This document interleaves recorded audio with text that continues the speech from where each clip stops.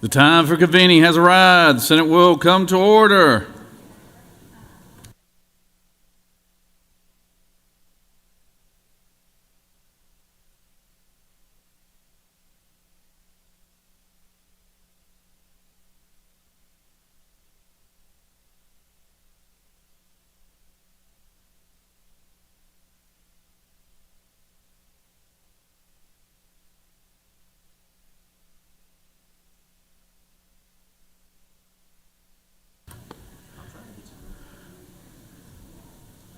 Recognizing the senator from the 6th, the Rules Chairman.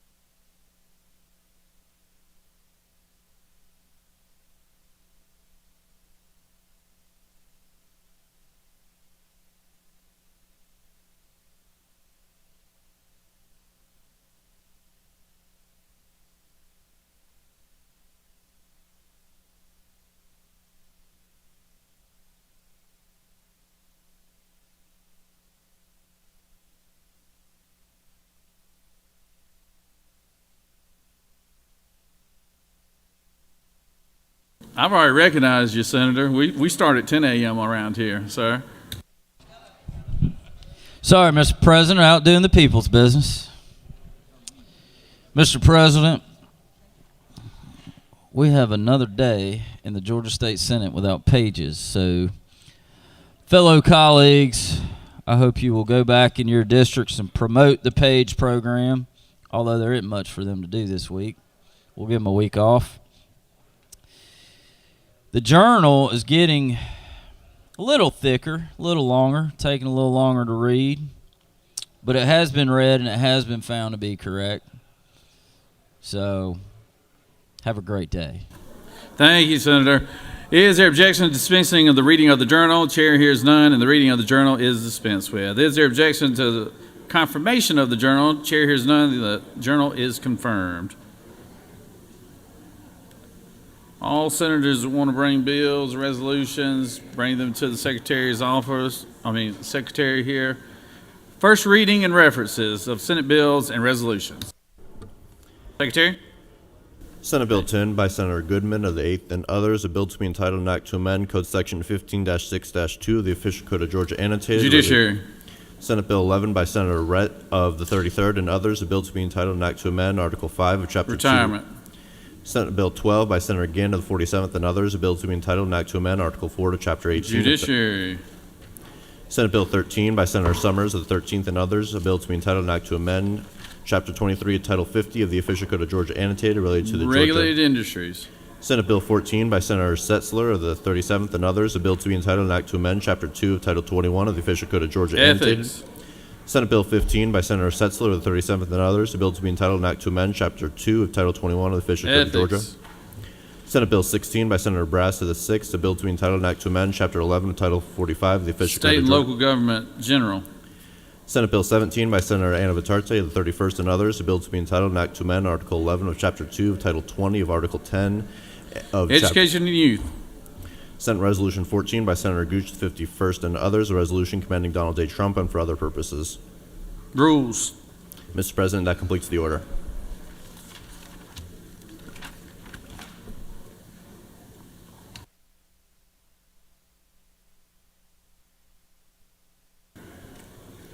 Secretary will read reports of standing committees.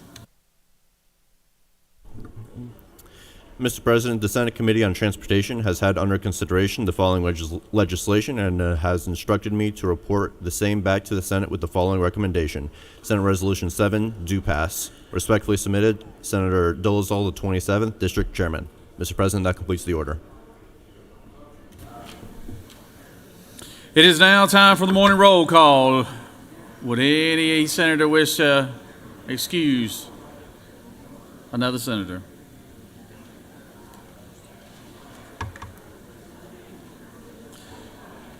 Secretary will call the roll of senators. Please signify your presence by voting the yea switch. Secretary, unlock the machine.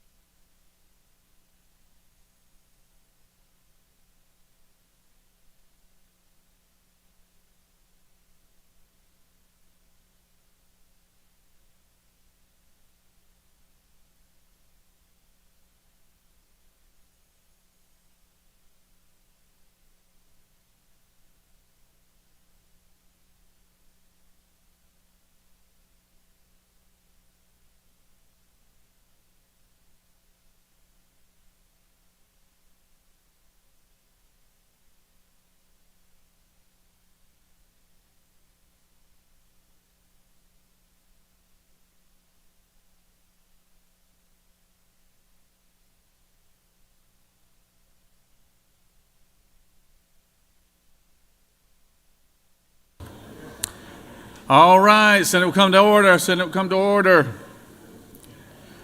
Morning, morning, morning. I want to remind everybody we're on a tight schedule today, so just just be mindful of that, since y'all decided to get here late today. But anyways, it is now time for the morning devotion. All senators, please take your seats and cease all audible conversation. Doorkeepers, please secure the chamber at this time.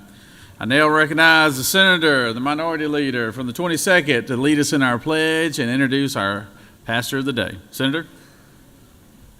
Please stand for the pledge. I pledge allegiance to the United States of America and to the republic for which it stands, one nation, under God, indivisible, with liberty and justice for all. Now to the Georgia flag. I pledge allegiance to the Georgia flag and the principles for which it stands, wisdom, justice, moderation, courage. It's my pleasure this morning to welcome Pastor of the Day, Anthony Maurice Booker, pastor out of Augusta, Georgia, from Broadway Baptist Church, who I've known for quite some time. Pastor Booker has been within the ministry for many, many years. He was called to the ministry initially in 1994, was ordained by his grandfather, the late Reverend Walter Booker Jr. His first church was actually going to be the New Hope Church, and he was installed as the pastor of that church in 1997. But it was on Saturday, February 8th, 2020, where he became the pastor of Broadway Baptist Church out of Augusta, Georgia. And that is where I then started to have my dealings with him. He was installed as their 11th pastor. Broadway Baptist Church is located in South Augusta, Georgia, where I also grew up and still currently live. And what is also very important is Pastor Booker served as state coordinator of the State Baptist Youth and Young Adult Convention of General Ministry Baptist Convention of Georgia, executive board member of General Missionary Baptist Church Convention, and a member of the Augusta-Richmond County Historic Commission. And my dealings with Pastor Booker has been that he is really a person that has been instrumental in making sure that Augusta has moved forward. And he has been a mentor to me, and he's been someone that I can always call on, not only for guidance as far as the spirit, but also political guidance. And whenever I'm getting out of line, he will call and say, "What are you doing?" and make sure that I'm back in line. And I appreciate his friendship. Thank you, Pastor Booker, to this Reverend Anthony Booker. To Governor Jones and to Senator Harold Jones, to the leadership of this Senate, and to each of my father's children, grace and peace. In the Gospel of St. John, chapter 9, the writer records while Jesus and his disciples were passing by, they saw, the Bible says, a blind man. The disciples asked whether the man's circumstances were due to his own proclivities or that of his parents. Jesus rejects the idea, explaining that the man's condition exists so that God's work might be revealed. Jesus' response shifts the focus from fault to faith, from problem to possibility, from crisis to solution, from blame to blessing, from sin to salvation, then declaring the situation was the perfect stage for the showcase of God's glory. Jesus went on to say in John chapter 9 that I am the light of the world. He then spits on the ground and makes mud with his saliva and places it on the man's eyes, instructs him to go wash in the pool of Siloam. The man obeys, and upon washing his eyes, he receives his sight. Beloved, the disciples demonstrate in that text to us the challenge of walking with Jesus. And the challenge the disciples were faced with on that day are the same challenges that you and I are faced with every day. And they are as follows. It's a challenge to view a challenge as an opportunity. The disciples saw the situation as being insurmountable or impossible. They asked, who sinned, this man or his parents?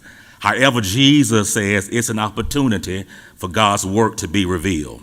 This chamber has and will continue to be faced with challenges, but each of them of opportunities for God's power to be revealed. Secondly, it's a challenge to see what he sees. When Jesus saw the man, he saw him through the lens of grace. The disciples saw the man through the lens of condemnation. Like the disciples in this story, our own innate theologies, our cultural biases, personal preferences are skewed lenses. William Augustus Jones, in his book entitled God of the Ghetto, says that our theology determines our anthropology.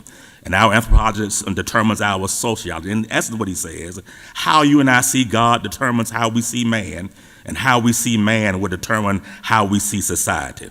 So it's a challenge to see what he sees, but it's also a challenge to see what others see.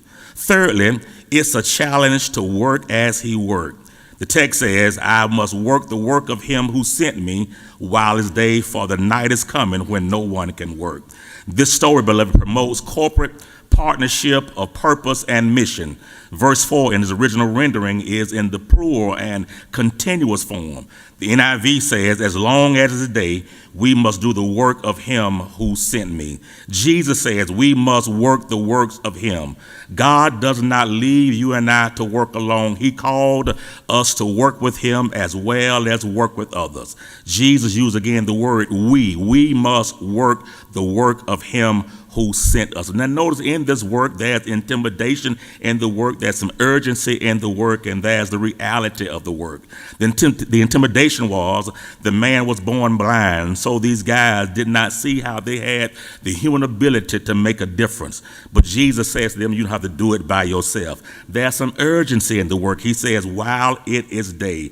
That literally means while he has given you and I the opportunity, we must do the work. So you and I do not have time to waste time, put off time, misuse time, or become distracted in time. But then finally, there's the reality of the work. He says, you must work the work of him who sent us. Now notice this, if you and I are partnering with him, he has already worked out what you and I are working on. We simply need to apply our faith, our strength, our abilities, our gifts, and work together to make it happen. I stand here this morning to challenge you in your challenging work. See it as he see it. See the challenge as an opportunity, and work the work that he's called you to work. May we bow and pray together. Our God, our Father, the giver of every good and perfect gift, we come before you now with a heart full of gratitude for the opportunity to serve the people of the state of Georgia. We thank you, God, for the diverse voices and gifts and abilities gathered in this place this day. We thank you, Father, for the privilege, God, of leading with integrity and wisdom. Father, grant each senator the clarity of mind, strength of conviction, humility of heart. Guide their deliberations with your divine wisdom so that their decisions may reflect justice, compassion, and for the common good. Remind us, O God, that true leadership is marked by service, and that their work that I pray, God, that their work may bring honor to those in which they serve. Lord, in this moment, in these moments, God, for which we live, we pray, God, for your divine guidance. In moments of disagreement, Father, grant patience and understanding. In moments of challenge, grant courage and perseverance. Bless their families, protect their health. And God, I pray in Jesus' name, God, that you may grace this chamber. God, we ask now that what is done in this chamber, God, be for your glory. And we ask these things and all things in your Son's name we do pray. In Jesus' name, amen.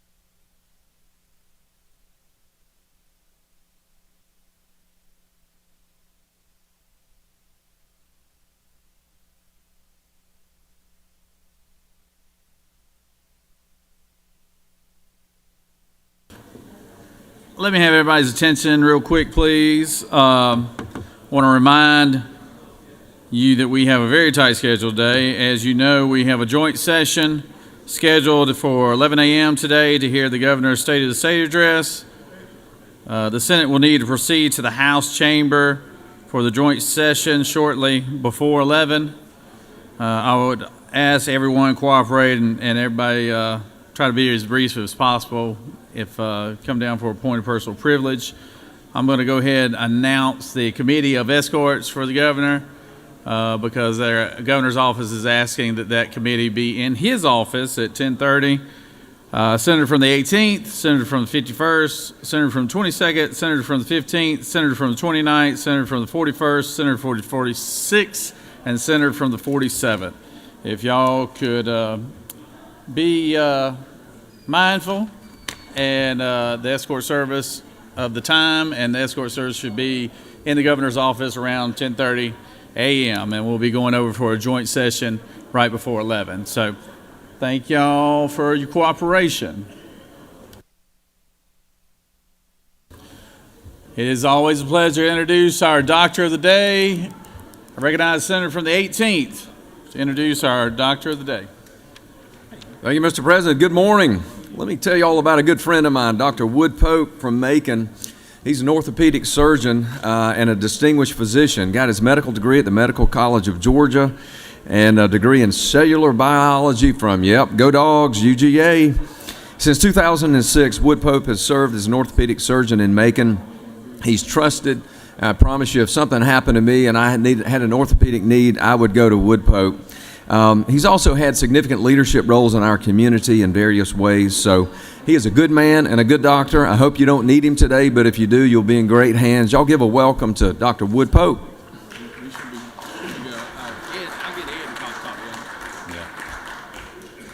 Good morning. I am here serving Doctor of the Day for the great state of Georgia, and I want to say it's an honor to do so. I'm here on behalf of the Medical Association of Georgia, the Georgia Orthopedic Society, and my hometown practice in Macon, Ortho, Georgia. I was told that our practice in Macon saw patients from 140 of our 159 counties, and so that gives me something in common with most of you here in this room. I want to thank you for your service and dedication to improving lives of Georgians. Have a great day.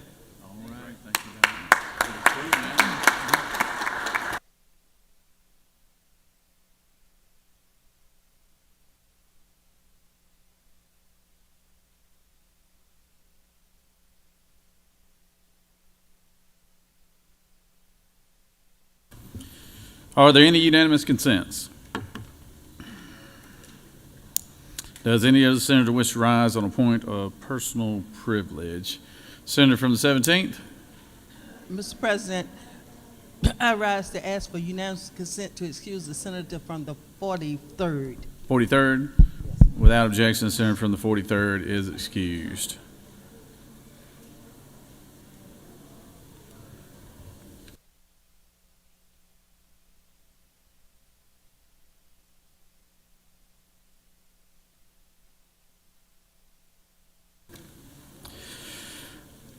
No senator wish to rise on point of personal privilege. All right, moving on to the local consent calendar. You have a consent calendar of privilege resolutions before you. Does any senator wish to remove a resolution from the consent calendar?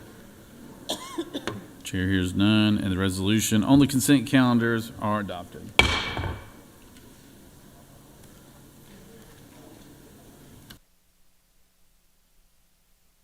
Recognize Senator from the 51st, the Majority Leader, for a motion. Thank you, Mr. President. Good morning. I move that the Senate stand in recess pursuant to House Resolution Number 4 for the purposes of convening a joint session to hear an address from the governor, and that upon dissolution of the joint session, the Senate stand adjourned until 10 a.m. on Friday, January 17th. Majority Leader has moved. All those in favor of the motion will signify by saying aye. All those opposed, same sign. All right, so we will stand at ease until we'll line up back there probably around 10:45, 10:50, and then make our way over to the joint session. So Thank y'all for helping us make up the time here.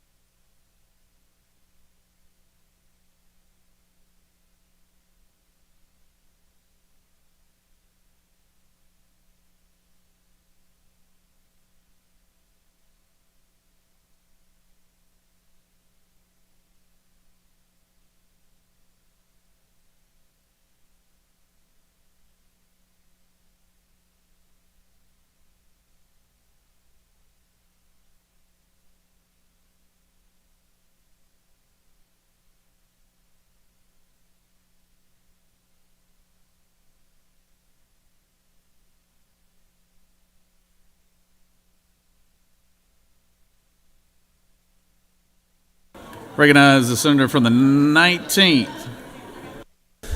Hey, members, thank you. I know everybody's very anxious to get across the hall.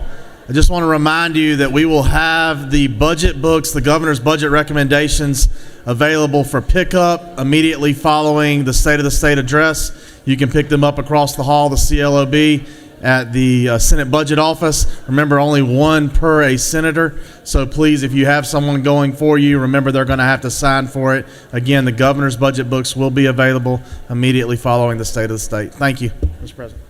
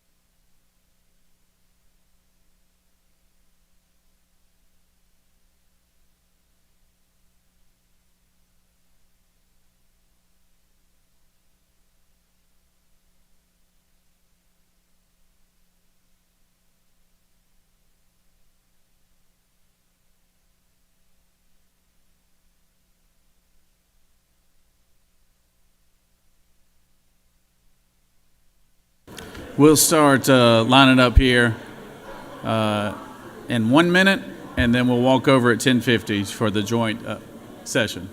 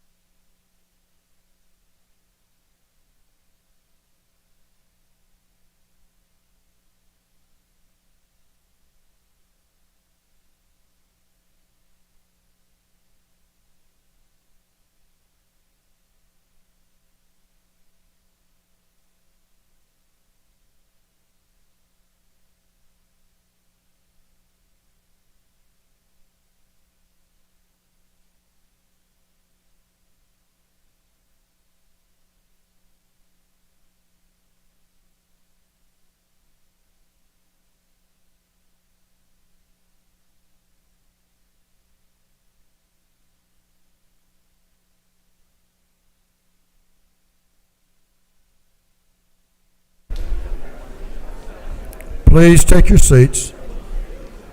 Thank you. Mr. Doorkeeper.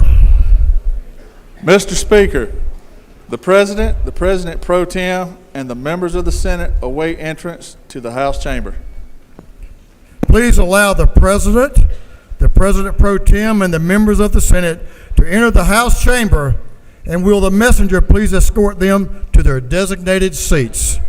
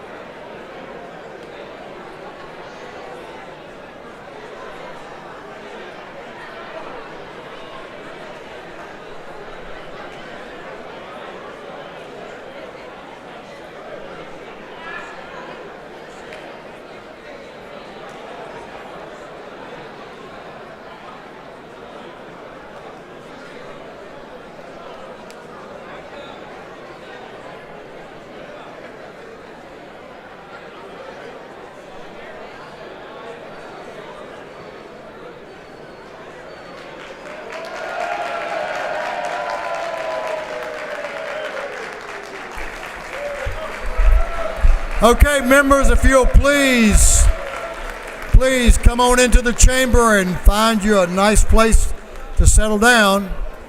We would appreciate that. It's good to see everyone here this morning, so if everyone will come in, we'll be ready to welcome the governor. House members, if you will find your seats, please. House members, if you will find your seats, take your seats, please.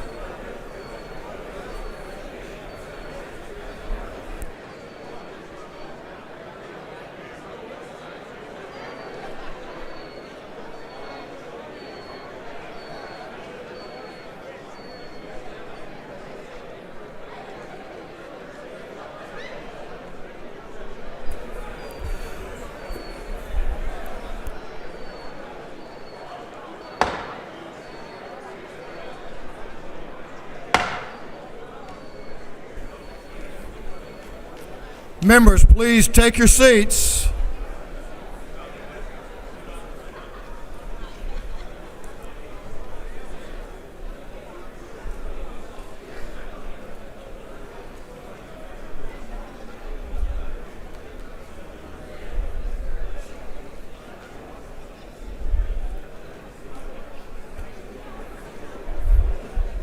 Members, please take your seats.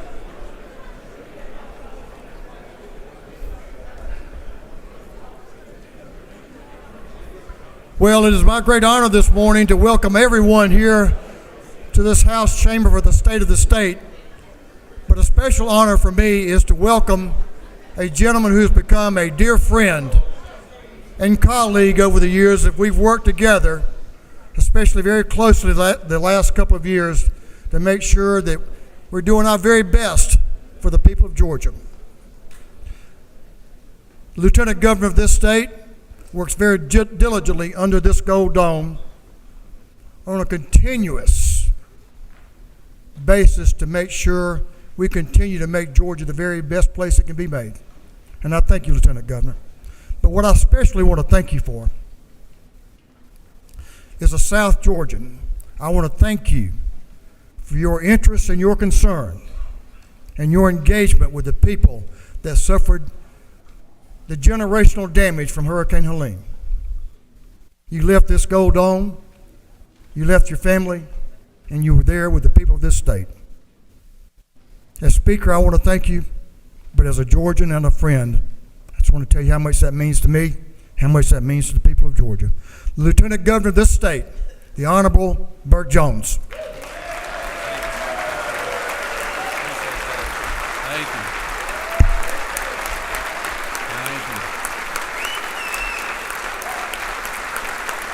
Thank you.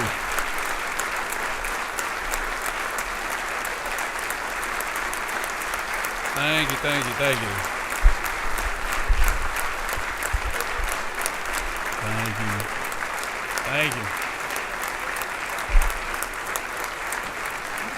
No,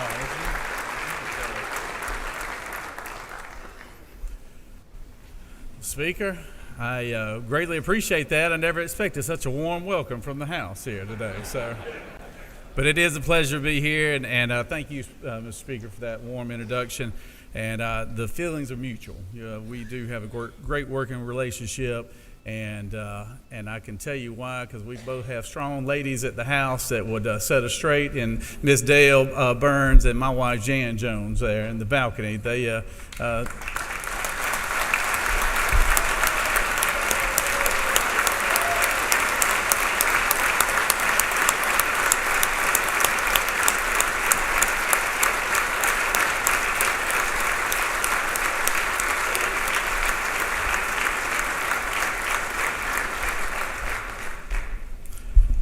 And we look forward to a great session this year. We have been very fortunate to have a great working relationship the last 2 years, and starting our third year, mine in Lieutenant Governor's role and Speaker in his new role as Speaker. It still feels new, doesn't it, Speaker? Yeah. And I hope that this next biennial will be as successful as the last two. But we are here today, members of the General Assembly, for a joint session, and that joint session will come to order so that we can hear from our governor of the state of the state. At this time, I'd like to recognize Mr. Doorkeeper. President, the Honorable Michael Boggs, Chief Justice of the Supreme Court and the Justice of the Supreme Court, along with the Honorable Amanda H. Mercier, Chief Judge of the Court of Appeals, and the judges of the Court of Appeals await entrance to the chamber. Mr. Doorkeeper, please allow the Honorable Michael P. Boggs, the Justice of the Supreme Court, and the Honorable Amanda Mercer, and the judges of the Court of Appeals, entrance into this chamber.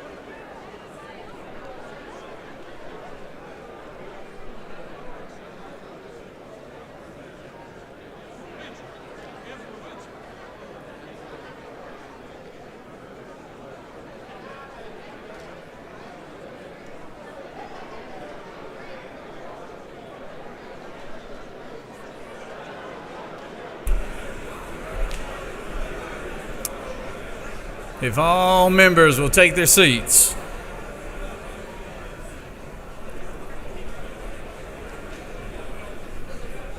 If all members will take their seats.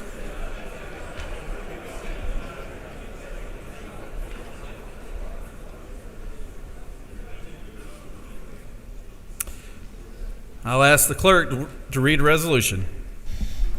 House Resolution 4 by Representative Estration to the 104th, a resolution calling a joint session of the House of Representatives and the Senate for the purposes of hearing a message from the governor, inviting the justices of the Supreme Court of the judge and the judges of the Court of Appeals to be present at the joint session and for other purposes. Recognize Mr. Doorkeeper. Mr. President, His Excellency, the Honorable Brian P. Kemp, Governor of the State of Georgia, and his Committee of Escorts await entrance to the chamber. Thank you, Mr. Doorkeeper. Please allow His Excellency Brian P. Kemp, Governor of the State of Georgia, and his Committee of Escorts entrance into the chamber.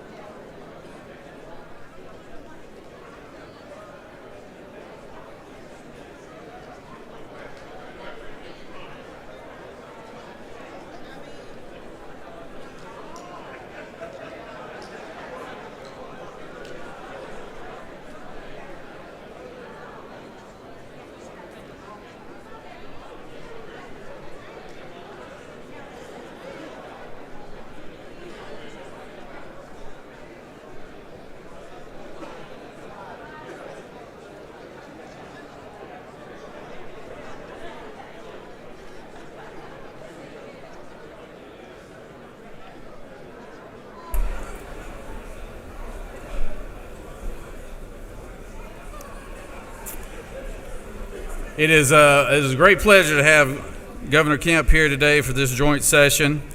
But before we get to the governor's State of the State, there are some very special people here in the audience that we need to recognize. And I know no one more dear to the governor's heart than the First Lady and his three daughters, Miss Marty Kemp. Please recognize Miss Marty Kemp.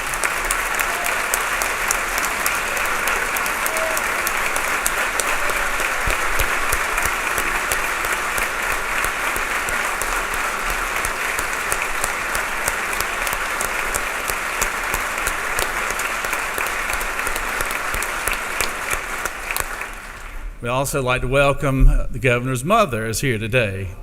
So Miss Ann Cavas.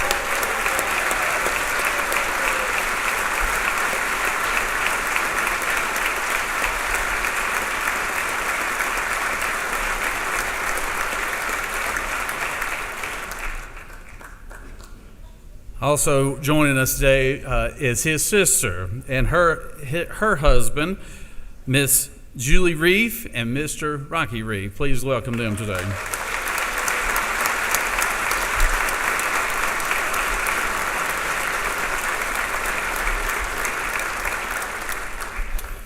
I also like to recognize the First Lady of the Senate. A lady is very dear to my heart, Miss Jan Jones.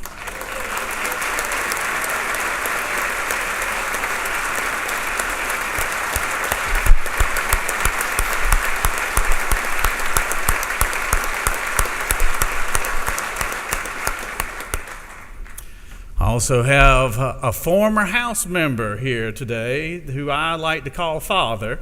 Mr. Bill Jones is here today as well.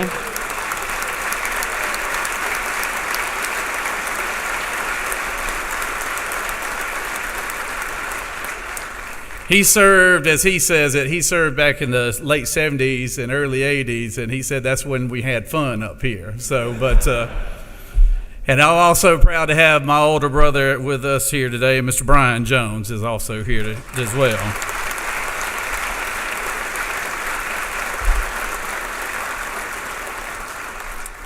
Obviously, Speaker Burns, I take great pleasure in getting to introduce your lovely wife, Miss Dale Burns, here today.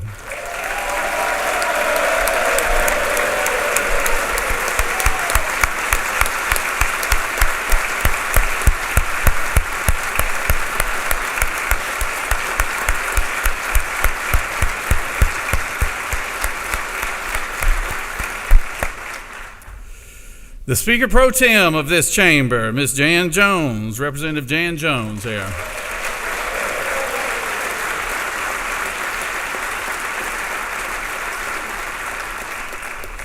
And our fine Pro Tem, the man from Macon, Georgia, Mr. Senator John F. Kennedy, here today.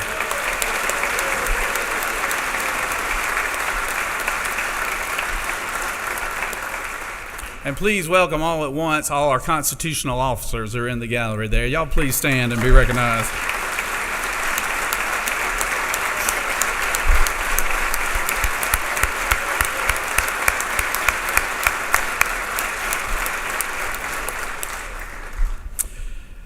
I want to thank Governor Kemp for his steadfast leadership these last 6 years. Governor Kemp has created economic growth beyond our imagination, and he's done it from Brunswick to Blue Ridge, from Augusta to Columbus. He is somebody who works tirelessly for the good people of the state of Georgia, and he is somebody that I've been proud to work with, not just in my time in the state Senate, but starting my third year as Lieutenant Governor.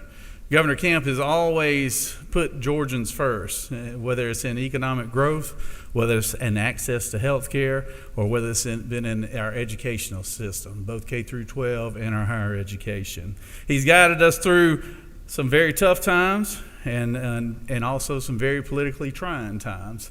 He guided us through a pandemic in his early stages of his governorship. He also led us and really made us a model through the tragic incident that happened during Hurricane Helene, where we had so many of our Georgians who were affected by it. You didn't hear a lot about it on the national level because Governor Kemp and his team did such a great job of getting in front of that storm and before and working through the aftermath before the news media could pick up on the fact that Georgia was doing things right. We weren't trying to blame anybody else. We were doing things right. And he's still going to do more for those citizens of those communities that have been so affected by that.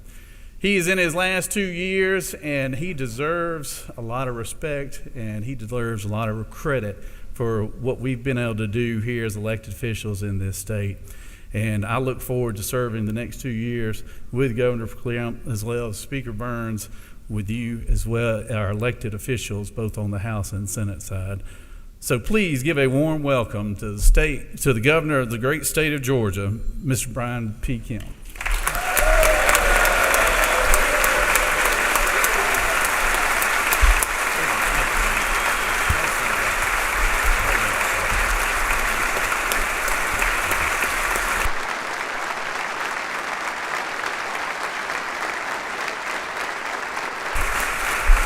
Thank y'all so much.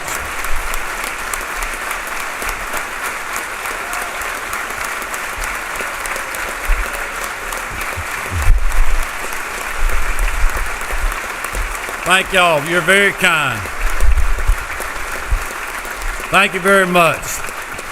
Thank you, Lieutenant Governor Jones, Speaker Burns, President Pro Tem Kennedy, Speaker Pro Tem Jones, members of the General Assembly, my fellow constitutional officers, members of the Public Service Commission, Mayor Dickens, members of the Judiciary, members of the Consular Corps, and my fellow Georgians. As we begin a new year with some new colleagues under this gold dome, and as we reflect on the past successes and challenges of prior years, I'm reminded again and again that no matter what, Georgians outlast the tough times and achieve new heights of success.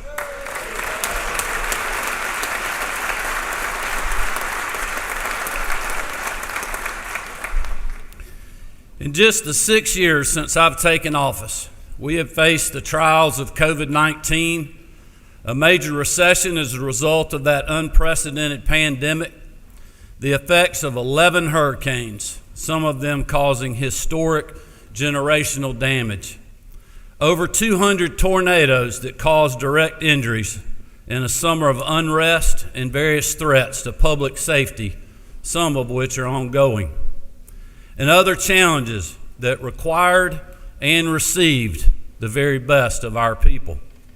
And through it all, time and time again, Georgians have risen to the occasion. As the saying goes, tough times don't last, but tough people do. And if there is anything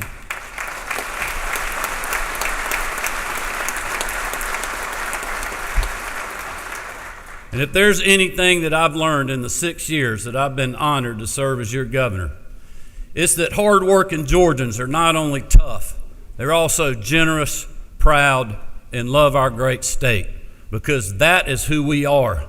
And that is why the state of our state is not only strong, it is resilient.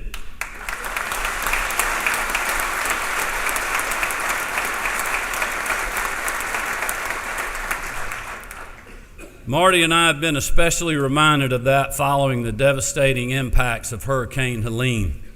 With historic rainfall and mudslides in North Georgia, record flooding in Atlanta with over 11 inches in just 2 days, and a massive amount of damage across much of the southeastern United States. Hundreds of thousands of Georgians across the state were victims of that storm's fury. Georgia Power reported it was the worst storm they've ever seen, with over 11,800 power poles broken, over 5,800 transformers damaged, and over 20,000 people who worked around the clock to restore power. In total, 230 people across the country lost their lives, 34 of them right here in Georgia, including 4 of our children. Marty and I toured 16 of the hardest hit counties in Helene's wake, and in every community we saw utter devastation. But in the face of grief and unbearable loss, we also saw everyday heroes. We saw neighbors helping neighbors, lending a hand or a chainsaw even when their own home or farm was in need of attention. We saw brand new church outreach programs feeding whole towns. And we saw first responders who put their lives above their own. Will you please join me in applauding their bravery?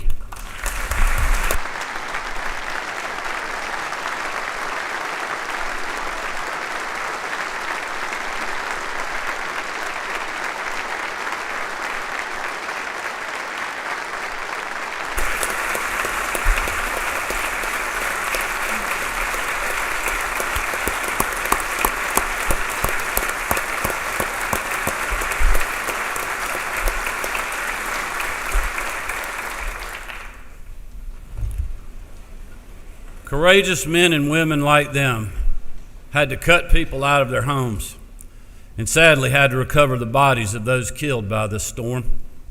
The heartbreaking loss of these lives is made even worse by the loss of livelihoods, especially for our farmers and timber growers who have endured over $5.5 billion worth of damage. As you know, our farmers needed relief quickly and efficiently, and that's why we repurposed $100 million to the Georgia Development Authority last November to provide direct financial support for our farmers and timber producers. It's also why, along with our congressional delegation, Lieutenant Governor Jones, Speaker Burns, Commissioner Harper, many of you, and many others, urged the U.S. Congress and the Biden administration to fast-track block grants to our state. I want to extend my deepest gratitude to every member of Georgia's congressional delegation, both Republicans and Democrats, who voted to support that legislation. I also want to thank both President Biden and President-elect Trump for their support of the disaster relief package as well. Our people will receive the aid they desperately need and deserve, and for that, I am grateful.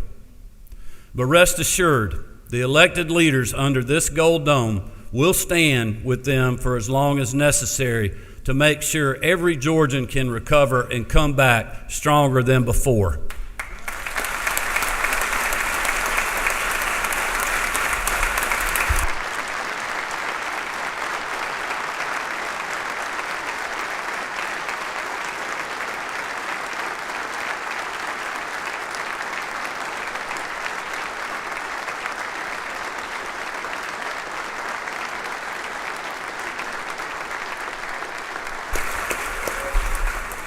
Thank you, and I thank the many members who worked so hard out there on the ground as well in helping with the recovery. And just as communities across the state need relief after Hurricane Helene, all Georgians need permanent relief from the historic storm of inflation. The past 3 years have drained family bank accounts, sapped the strength of our small businesses, and left too many Georgians struggling to make ends meet. From groceries and rent to building supplies and everyday goods and services, the price of nearly everything Georgians purchase or consume has gone up, often faster than their take-home pay. This happened because the federal government decided to spend your money like it was somebody else's, like a credit card with no limit that someone else would have to pay back, instead of reining in spending, cutting taxes, or even coming close to balancing a budget. But in Georgia, we don't conduct the people's business with trillion-dollar deficits or endless continuing resolutions. Just because we take in more money doesn't mean we need to create new big government programs to fund for eternity. Instead, we budget conservatively, fund our priorities, keep government efficient, cut taxes, and then return that money back to you.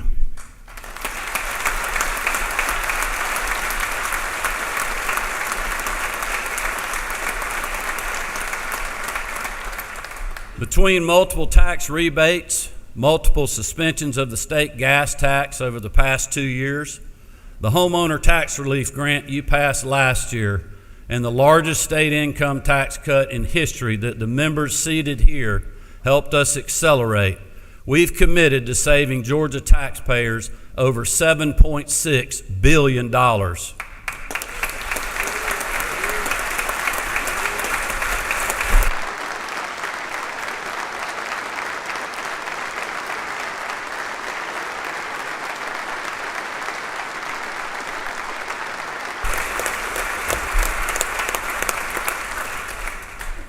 And because of our conservative approach to budgeting and this body's support in holding the line on state spending, along with the incredible economy we've bolstered, we're able to double down on that relief.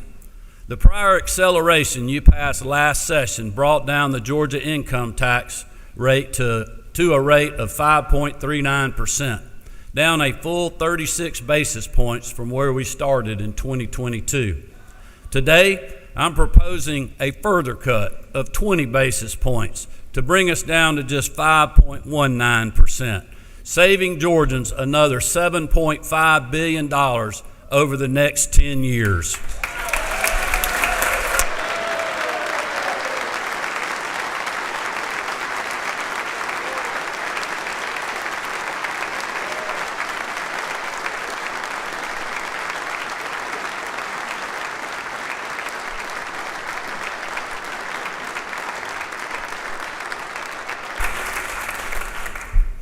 Because at the end of the day, that's your money, not the government's.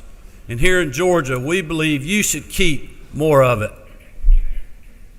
Our conservative budgeting and balanced approach to taxes and spending are just some of the reasons that we've been named the top state for business for 11 years in a row, which is absolutely unprecedented. Like you, I am proud of that distinction, because businesses, both large and small, and everything in between, are the lifeblood of our economy. When your community can attract an automotive supplier that creates 30 new jobs, or help an existing tissue and paper manufacturer expand its operations by over 100 jobs, those are real lives and real families that are impacted. Those are hard-working Georgians who now have a chance to start a career, provide for their loved one, and build a better future. Georgia's success in attracting good-paying jobs and investments is widely known. Since I took office, together, we have attracted over 193,000 new private sector jobs and over $90 billion in investment. And the majority of those jobs and investments are going to rural areas. And those numbers just cover projects where the state was involved. They don't include all the organic growth underway throughout our entire state. Over the last 20 years, we have fought through economic headwinds and a pandemic, while still remaining one of the best states for business and economic opportunity. Georgia prevailed because when a state welcomes job growth, innovation, and prosperity, everyone prospers, no matter their zip code. While we're number one for business because we listen to and work with new and existing job creators. We didn't hand out government mandates or let partisan politics dictate state policy. We let our people and our job creators lead the way. We trusted hardworking Georgians to use their God-given abilities to create and innovate, and our state is better off for it. But Georgia's economic success is a lot like football. To quote Coach Kirby Smart, humility is only a week away, and there are storm clouds on the horizon. As we look ahead, I believe one of the biggest threats to Georgia's future is our state's legal environment. Last year, my office worked with the General Assembly and the Insurance Commissioner's Office and John King to pass House Bill 1114. This legislation allowed Commissioner King to gather data and information on Georgia's insurance industry, identify reforms that could be made to stabilize insurance costs, expand choices for consumers when they need coverage, and prevent more insurance carriers from leaving Georgia altogether. Additionally, over the last few months, my office hosted 3 roundtables throughout the state, listening to small businesses across a wide range of industries, including healthcare providers from Albany to Toccoa and some of our state's largest employers. Even though each person at those roundtables came from a different part of our state, represented a different industry or business, told a unique story, or had a different perspective, the call for action was unanimous. It's abundantly clear that the status quo isn't working, and a failure to act on meaningful tort reform will continue to put Georgians and their livelihoods in serious jeopardy. For some that I met, the cost of insurance is threatening their ability to operate.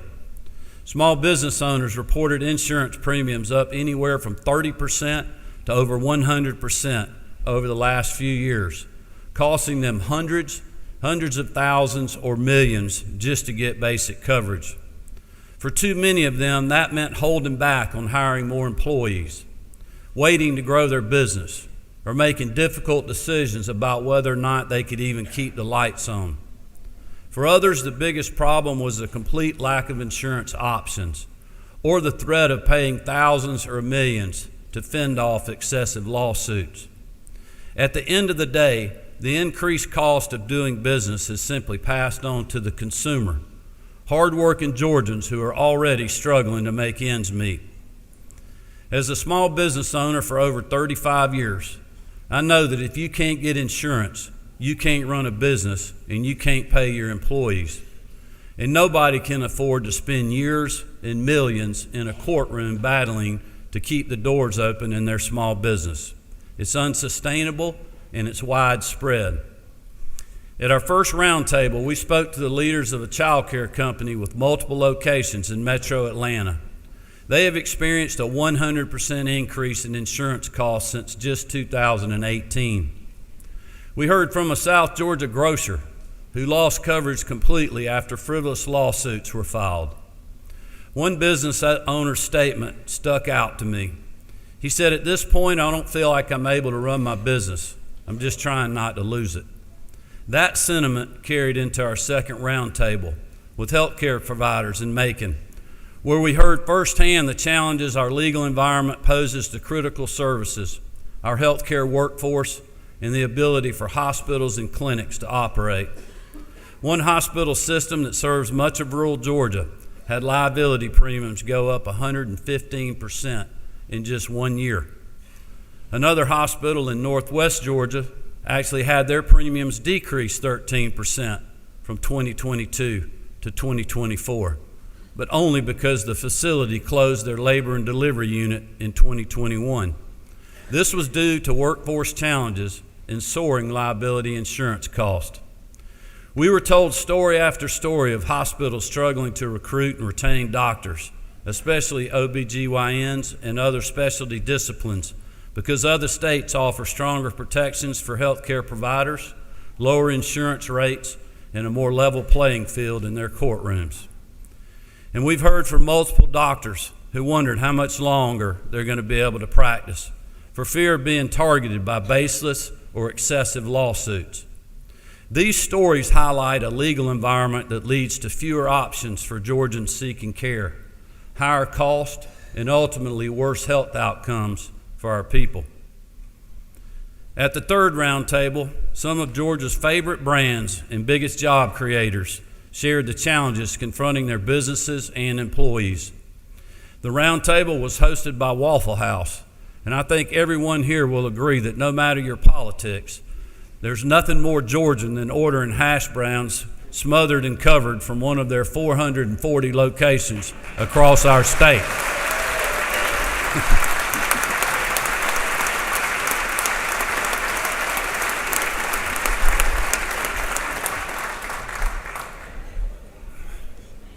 I knew that hash browns line would get y'all. Whether it's an emergency family trip on Thanksgiving because the turkey ended up burnt, a midnight meal during an all-night study session in college, or celebrating the big win by your son or daughter's rec team, Waffle House and great Georgia brands like them create unforgettable memories for all of us. They also create opportunity and a great career for their employees, over 10,000 of them in Georgia alone. Waffle House, as you know, is open on July 4th, Thanksgiving, Christmas, New Year's, Easter, and everything in between, in case one of us needs a cup of coffee, an all-star special, or just a friendly smile. In fact, they're only closed when disaster strikes, or unfortunately, when they can't afford to remain open because of a legal environment that forces them to limit hours, hold back on hiring, or change their business model. Georgia accounts for roughly 22% of Waffle House locations in the country, but almost 37% of their litigation cost. Their liability insurance premiums have gone up 235% since 2018, and their average cost for a negligent security lawsuit in Georgia is 5 times higher than in Florida, 9 times higher than Texas, 21 times higher than South Carolina, and 27 times the average cost of a similar lawsuit in Alabama. When we talk about how to continue Georgia's success as the top state for business for the next 11 years and how to keep our state's best and brightest days ahead, it starts right here. Stories like Waffle House, stories like those small town grocers and child care facilities, the mom and pop restaurants that make our communities special, the healthcare providers who are there for us when we need them the most. Without them, our state is not the same, and Georgia will never realize its full potential. The tort reform legislation my office will introduce in the coming days will be comprehensive but fair. Because in Georgia, we believe those who do wrong should be held accountable. And if you have been wrong, you deserve justice. I also believe the legislation we will be introducing can and should have bipartisan support. Making sure your neighborhood has a grocery store with fresh food available to a young single mom or an elderly couple on a fixed income isn't a Republican or a Democrat issue. Recruiting an OB/GYN or a GI doctor to your hometown doesn't depend on what lever you pull in the voting booth. Stabilizing the cost of car insurance and ensuring families have access to affordable housing, it's not partisan, it's common sense. Giving working people and small business owners a chance at the American dream is about who we are as a state, not what political party we support. To my Democratic friends, there is no reason we can't tackle tort reform together. Passing anti-hate crimes legislation, repealing the citizen's arrest statute, and supporting victims of human trafficking. These are all tough issues, but Democrats and Republicans accomplished them together because it was the right thing to do for all Georgians, not just the ones that voted for us.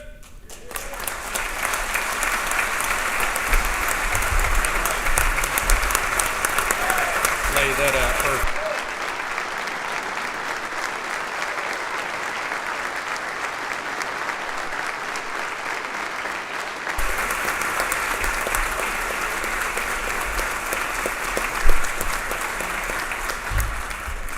As a former legislator myself, I can promise you that a vote to support the hardworking men and women of our state, a vote to put them first ahead of the status quo, is never a bad vote.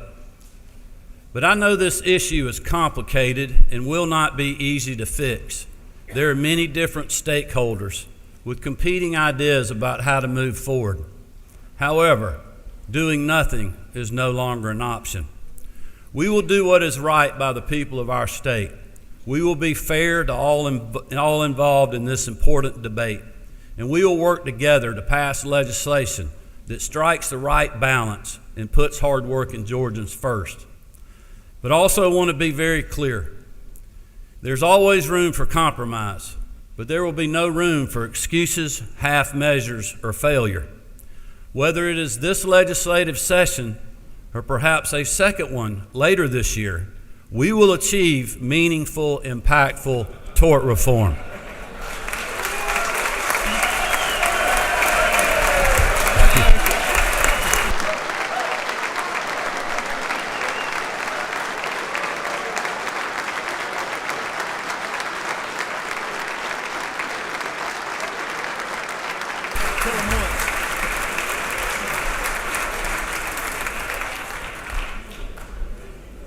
The Lieutenant Governor and the Speaker noticed how quick y'all picked up on that last line. Because if we take seriously our mission to keep Georgia the best place to live, work, and raise a family for the next generation, we have to get off the sidelines and get to work. Keeping our state moving in the right direction also means proudly supporting our law enforcement and honoring those who bravely run into the face of danger to protect and defend us all. Last year, when a deranged gunman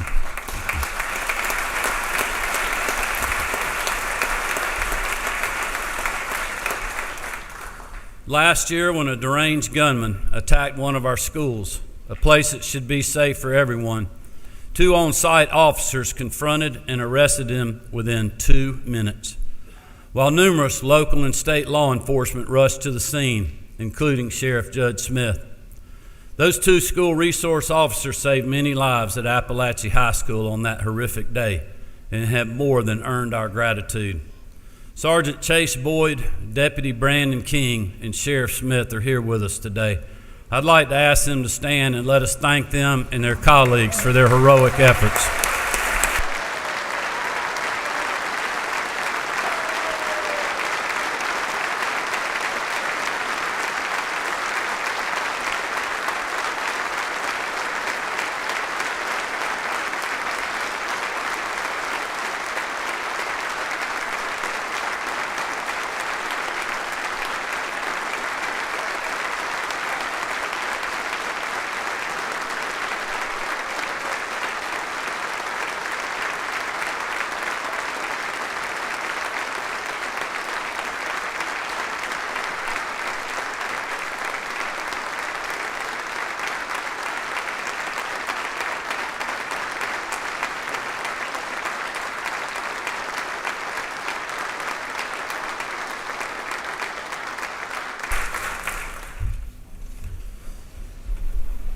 As you can imagine, these 2 did not want to be with us here today. They wanted to be protecting their school, but I told them it was important for them to be here, for us to let them and their colleagues around the state know how much we appreciate what you do every single day to keep our schools and our communities safe. Thank you all.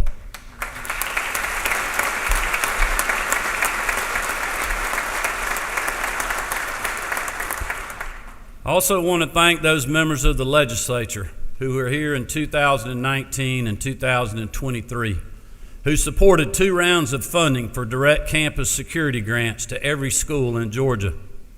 And last year, with the support of Lieutenant Governor Jones and Speaker Burns, and you all, the members of the General Assembly, we made yearly funding to strengthen school safety a permanent part of our base budgets. In total, we have allocated $294 million for campus safety so far, and my budget proposal includes a further $159 million for that purpose.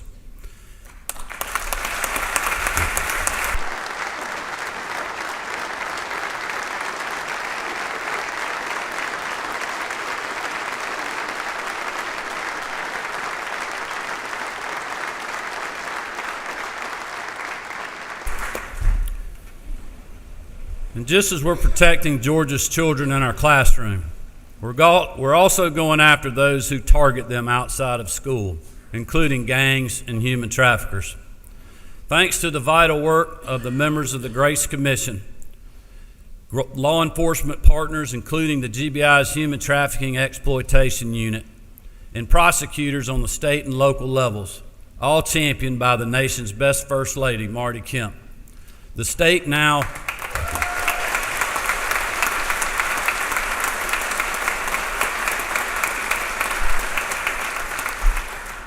The state has now investigated over 330 human trafficking cases, convicted 49 human traffickers, and saved roughly 200 lives.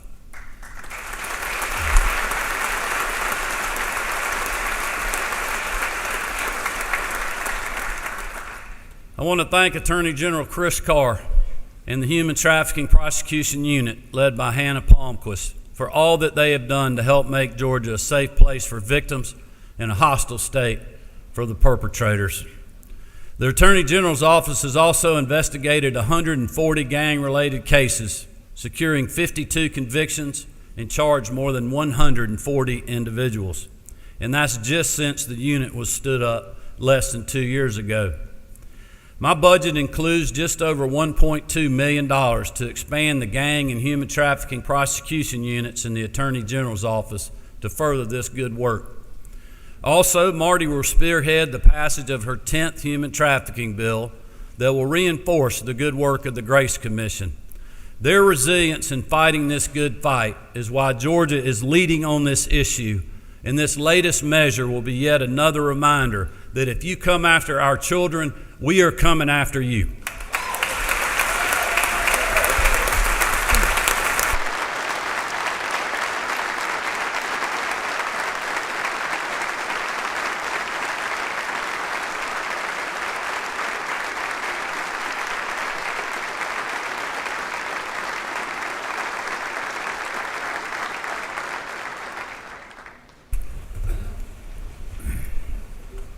Just as Marty has been instrumental in going after those who threaten our children and making Georgia a safe place for those seeking to rebuild their lives, she has also been a tireless champion for mental health services. For over a year now, as she has promoted the 988 Suicide and Crisis Hotline, she has carried this message forward: it's okay to not be okay. And as a result, more and more Georgians are finding the support they need to stay resilient in the face of difficulty. Last year, you put more funding toward behavioral and mental health needs than ever before, over $1.6 billion. I want to thank the First Lady, Commissioner Kevin Tanner, and the frontline caregivers who are helping Georgians process and overcome the challenges of mental distress. Several of those caregivers have joined us today. They are the true coaches of resiliency who help children and young adults deal with the unimaginable. Christina Lowe, Whitney Hardegree, Laura Etheridge, and Karen Hope were some of the first on the scene in the days following the tragedy at Appalachia High School. Their strength, knowledge, and skill have helped those who have witnessed evil be able to move forward and continue on life's path, and for that, they have our deepest gratitude. I'd like to ask Christina, Whitney, Laura, and Karen to please stand and let us recognize you and thank you for all that you are doing.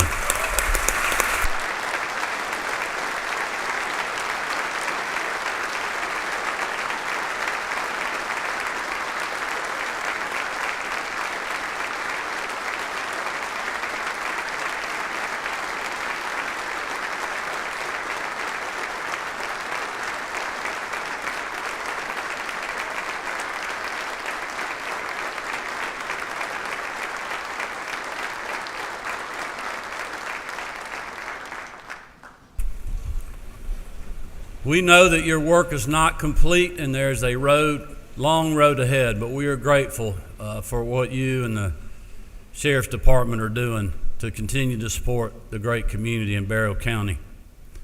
Mental health services like this are improving the quality of health care and access in our state, as is the newly launched state-based exchange, which is the latest milestone on the plan we laid out in the Patients First Act of 2019.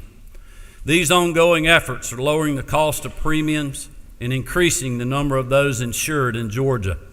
In fact, since I took office, the combined work of Georgia Access and Georgia Pathways is covering over 1.5 million people across our state. I will continue to repeat this until I'm blue in the face, even though many on the other side or in the media do not want to hear it.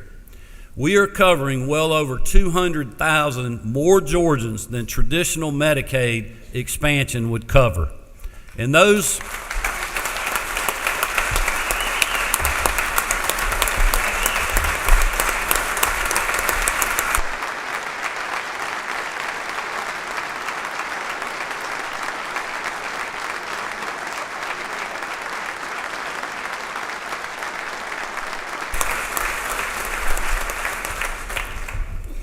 And it's important to remember, those Georgians are on better plans that deliver better coverage and lead to better health outcomes for them and their families. In fact, since I've taken office, we've seen over 93 provider rate increases through traditional Medicaid, and costs to the state have grown by more than $250 million per year. So when you hear someone say that fully expanding traditional Medicaid is fiscally responsible, know that they are selling you a bill of goods, because the numbers simply don't match the rhetoric. In total, Georgia spends over $4.2 billion for Medicaid in our state. And there are those who say the program only needs more money to succeed. Well, I respectfully disagree.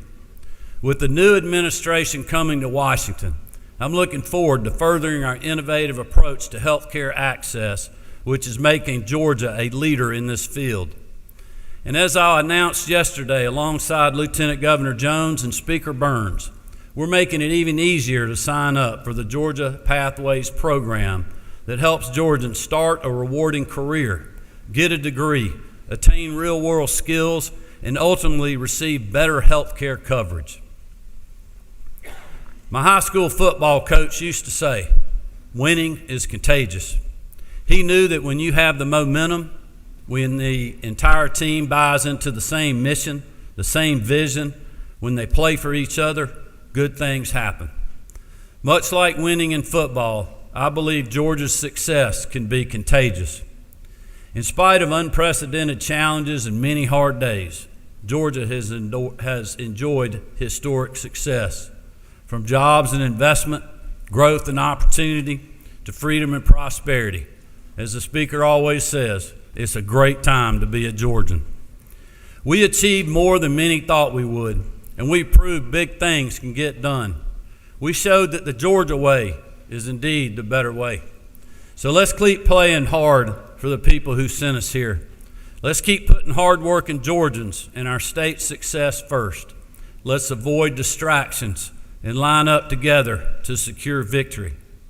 I believe Georgia's success, its prosperity, and its promise for opportunity for all are indeed contagious. And it's our job to keep it that way. So let's get to work. Thank you all. May God bless you, and may God continue to bless the great state of Georgia. Thank you very much.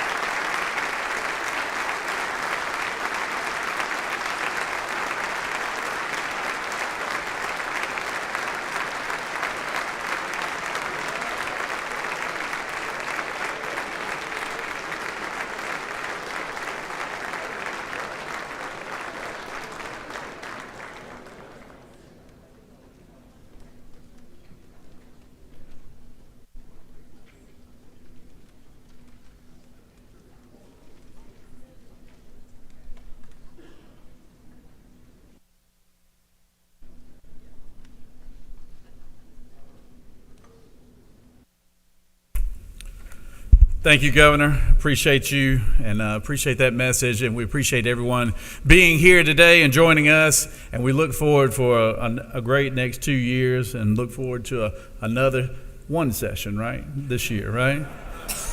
I heard that. Recognize the Senate Pro Tem for a motion. Mr. President, I move that this joint session of the Senate and House of Representatives be dissolved. The Pro Tem has moved. All those in favor of his motion signify by saying aye.